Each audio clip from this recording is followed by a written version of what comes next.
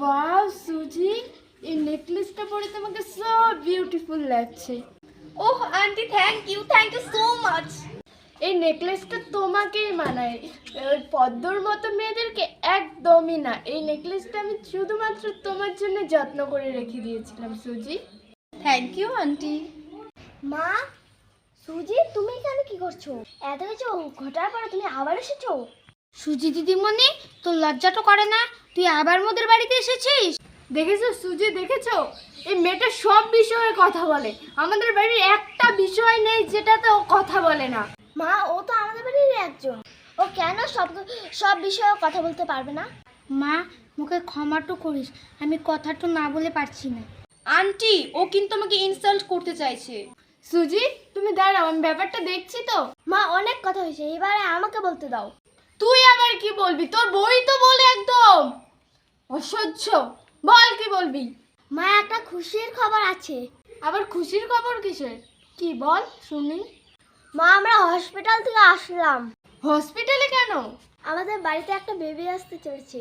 Aunty, Rahul এগুলো কি বলছে? এক মিনিট। বেবি মানে? মা, পদ্ম মা হতে চলেছে। না, এটা হতে পারে না। আমার খোকা নিজেই খোকা, ওর আবার খোকা? তুমি আমাকে বিয়ে দিয়ে একটা বৌমা এনেছো বাড়িতে।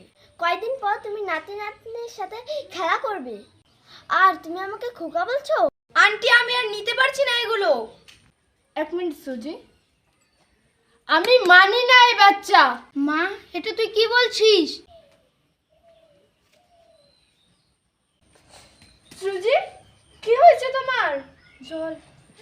ভেবলি তাড়াতাড়ি এক বোতল জল নিয়ে আয়। আসছে বসো বসো, এখানে বসো, তাড়াতাড়ি আন।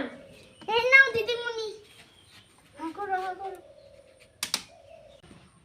আন্টি, রাহুলকে চুপ করতে বলো। এগুলো কি বলছে? দাঁড়া সুজি, আমি মানি না বললাম তো, এটা রাহুলের সন্তান হতে পারে না। মা, এগুলো কি বলছো তুমি? এটা আমারই সন্তান। মা, অনেক হয়েছে, আমি আর কিচ্ছু শুনতে চাই না। যাও তোমরা ঘরে যাও, তুমি আমার সঙ্গে চলো। আসতে আসো। ও ভুল বলছে আন্টি, তাই না?